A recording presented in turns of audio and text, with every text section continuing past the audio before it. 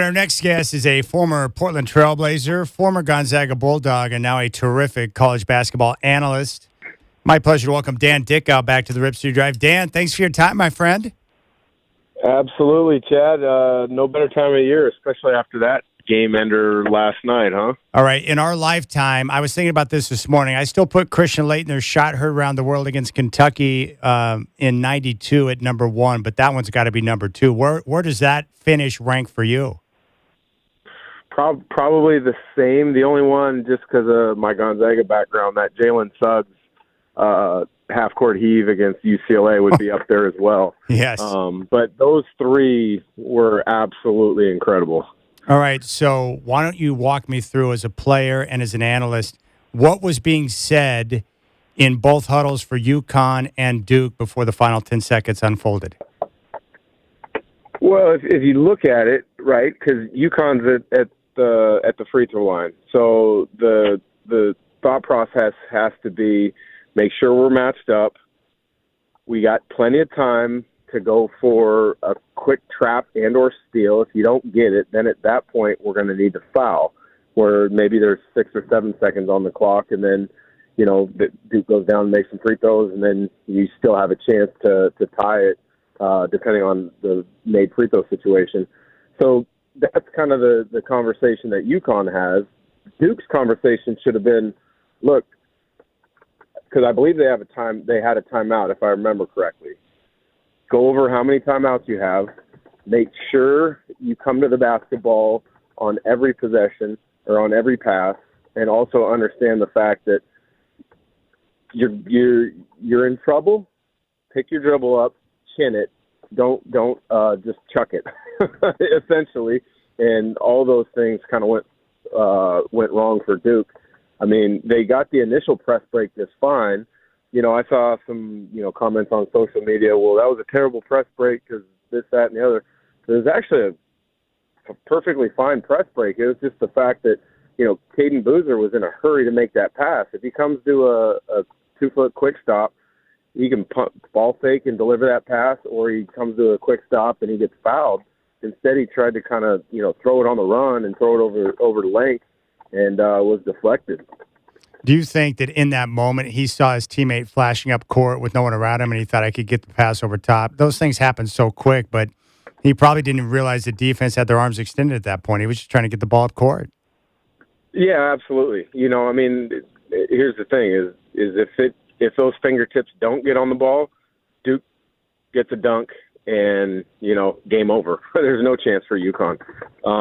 In that split second, you think you see something, you don't know spatially, where the defender might be, and you think you got it, and lo and behold, the defender makes a tremendous play.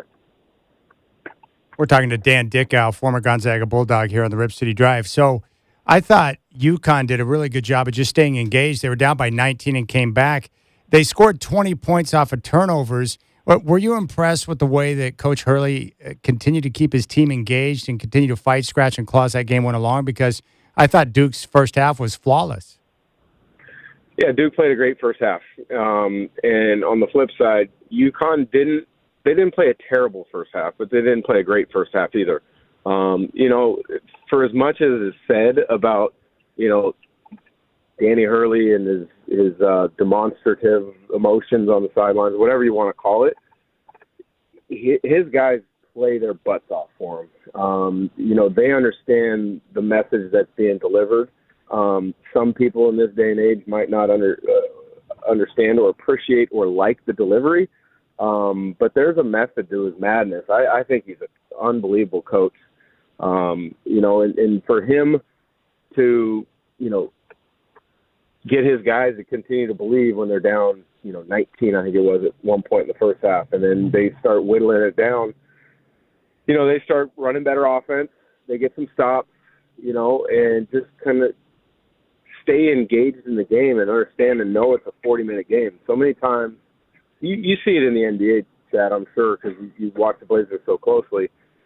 48-minute game in the NBA, a 20-point lead is nothing. Well, in college, with the advent of the three-point line, so many teams, relying on it, 20 points is not that much in a college game either.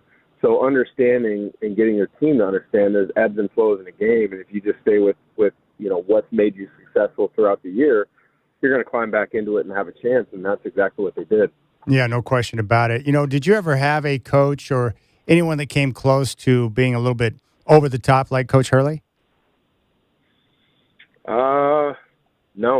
My high school coach was pretty even keeled. I mean, he'd get on us, but in the right way. He held us to a pretty high standard. And then Bob Bender at UW, there was a couple times in practices and in the locker room at University of Washington where there'd be some profanity-laced tirades. I remember one time when I was with UW, I think it was my freshman year, we were at Oklahoma State, and this was maybe first 6 weeks of my college career. Comes in at halftime, and he just starts punching the locker room, just denting the metal lockers in Oklahoma State, hands bloody, just dripping down his hands. And, that's the only one where I can really think of, a coach kind of really – he didn't necessarily lose it, but he went after it pretty good. So, yeah. Well, if we look at that matchup in the Final Four, it's going to be UConn and Illinois Saturday at 3:09. That's the first game up. The Illini are a short favorite of 2.5. Well, what do you think about this matchup? Because, the Illini, it's really interesting, Dan, where they went through a stretch of the season where they were struggling defensively, and now all of a sudden they look like a lockdown team. They showed toughness. Their defense is on point, and they got some guys down low who will battle. What do you think about this matchup? I think it's going to be a great game. I think there's two phenomenal, Final Four matchups on Saturday. I mean, you talk about Illinois. Brad Underwood is a great example for a lot of young coaches that are maybe coaching at a lower level, JUCO or a D2. Like, there's as many good coaches at those levels as there are sometimes in head coaching positions at the Division I level. It's just they haven't gotten their opportunity. And, he was at Stephen F. Austin, and then he went to, I believe it was Oklahoma State before he went to Illinois. And, they play a really fun brand of basketball on the offensive end because they move the ball, they share it, they're great cutters. But defensively, you're right. That's kind of where their season kind of got revitalized, in Big Ten play, because with the size that they have, you're able to contest nearly every shot, and you're able to be in gaps or in passing lanes with a lot less effort than if you're 3-4 inches shorter at each possession. But, Keaton Wagler's been unbelievable as a freshman. He was like a 200th ranked recruit or something. Didn't really no expectations out of him. He's put together a great year. And then Peja Stojakovic's son, third school in 3 years. He's playing really good right now. He was tremendous last weekend. Yeah, what's interesting about him, where his dad was like the classic catch and shoot guy in the NBA, but his son is someone that can put the ball on the floor and get at the rim. Different games. Yeah, who he reminds me of is Casey Jacobson. Played at Stanford, then Yes. We were teammates for a short bit in the NBA. Like, Casey's reputation coming out was that he was a shooter, and I thought it was the same. But once we became teammates, yeah, he could shoot it, but he was only taking wide open threes. He was more of a put your head down, get to the paint, create contact, get fouled guy, and that's the comp that I see for Stojakovic. That's interesting. Dan Dickau's here on the Rip City Drive. In the other game, you got the two powerhouses, Michigan and Arizona.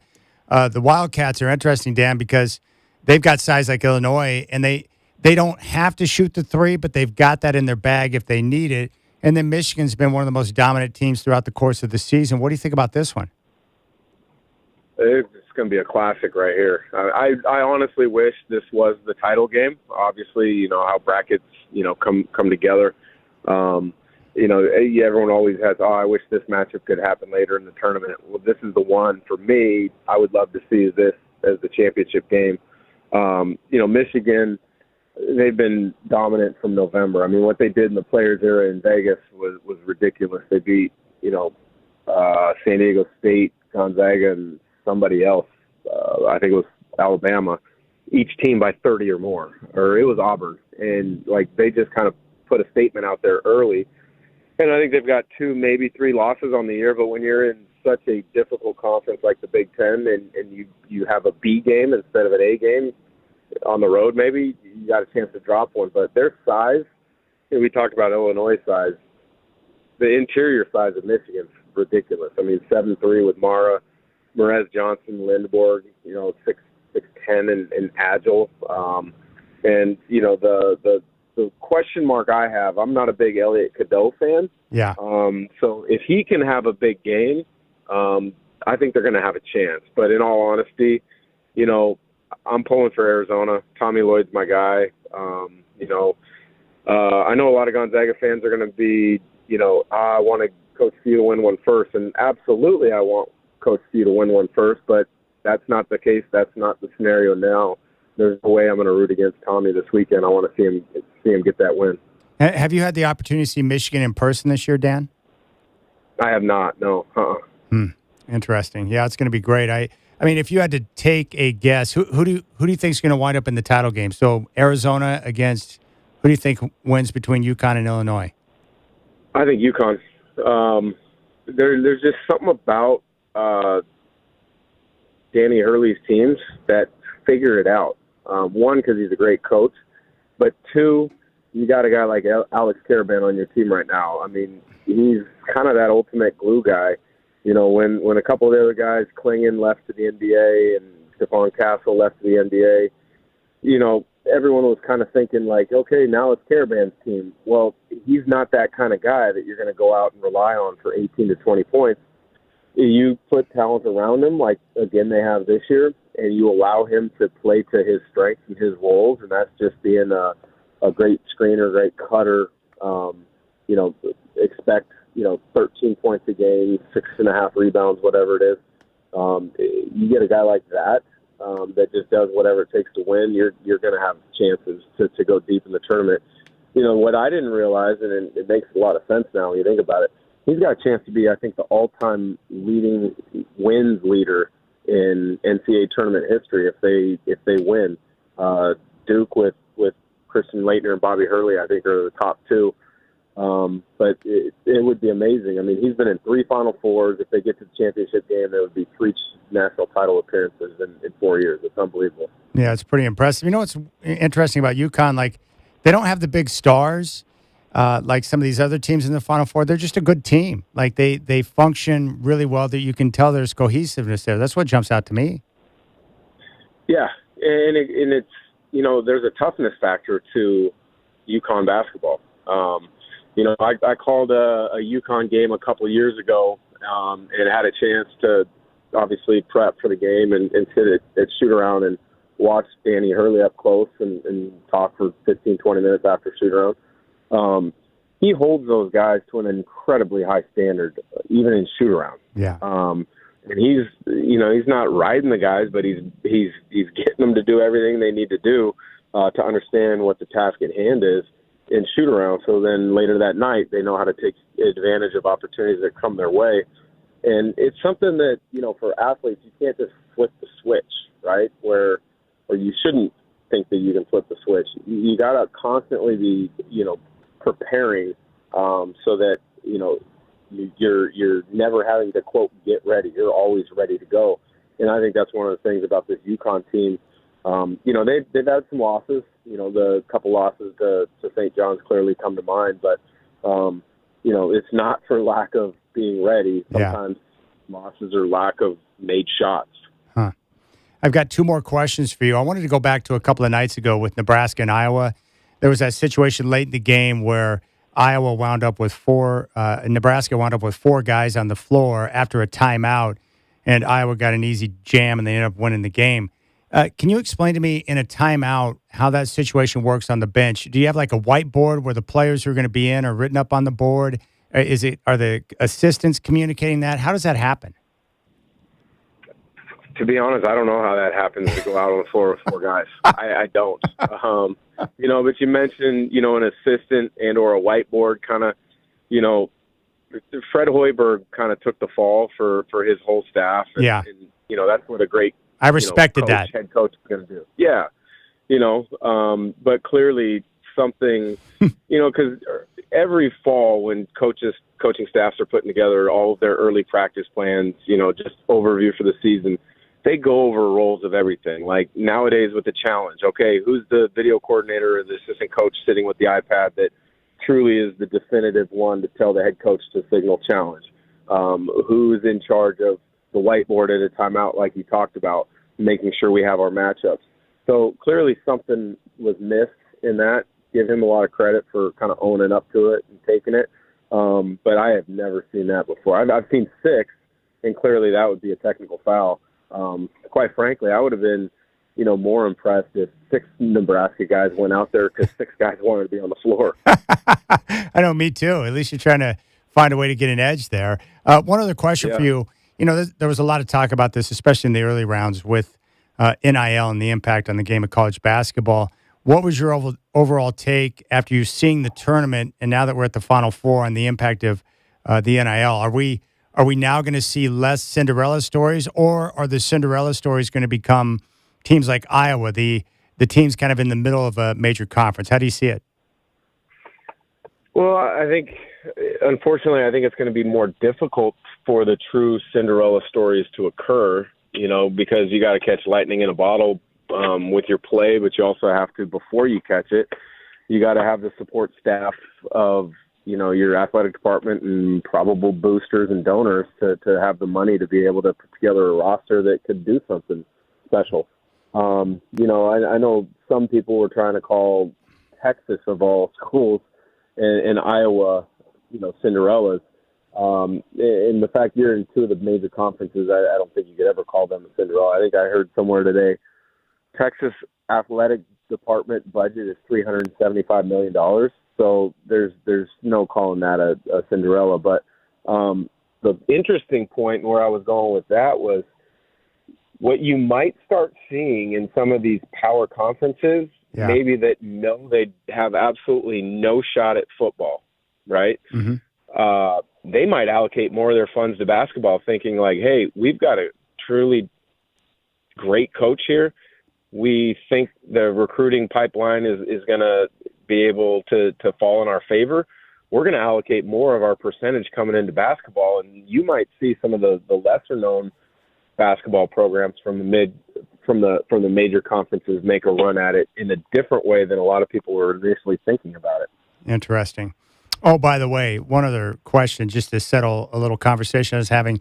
Justin Ballinger, he's the sportsbook manager at Spirit Mountain Casino. He went to Gonzaga. He loves the Zags. He wanted to make sure I told you that you're awesome. He's a big fan of yours. But we were talking, and, you take John Stockton out of it because that was before Gonzaga became kind of this preeminent tournament team. But who's like the face of Gonzaga basketball during this resurgence of the program? Would it be Suggs? Would it be Santangelo?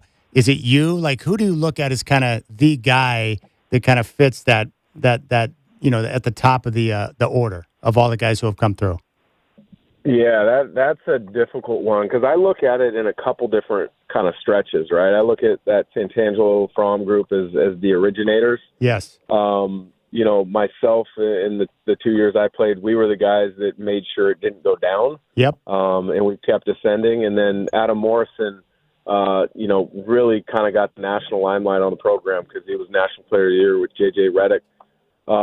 Kelly Olynyk was the first team that was ranked number 1 in the country. But I think any of those guys, but then it's DeMontis Sabonis is hard to go against. Yes. Shemet Karnowski, maybe he didn't have the pro career, but just how good he was for so long and the teams that he was on.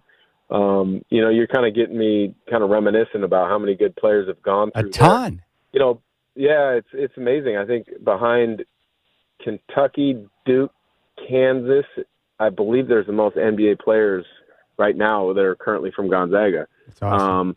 You could throw Drew Timmy's name in that mix. Just because of what he did for 4 years. Ultra productive. Yeah, I'm gonna plead the fifth on that one. Okay, all right, that's fine. Have you seen the documentary on Gonzaga yet? I have, yeah. So there was a premiere of it up in Spokane a couple days before Sweet. it was released on that Tubi platform. So I took my sons there, and there was a couple hundred people, former players, current players, a lot of people that are very well connected to the program. It was a really cool event, and I thought the producer did a great job with that Me too. documentary. It was really good. Yeah, I was wondering what you thought. How old are your kids now, Dan? Well, my second oldest son, he's sitting next to me in the car. I'm about to drop him off at baseball. He's 13. And then our older boy's 20. Wow. He'll be playing basketball at Spokane Community College next year. And then of our girls, our oldest is 21, if you can believe that one. That's amazing. Hey, Dan, I appreciate your time, buddy. I love your insight, and I know you love the tournament as much as anyone. So enjoy the Final Four, and I'll catch up with you, buddy. Sounds good. Have a good one.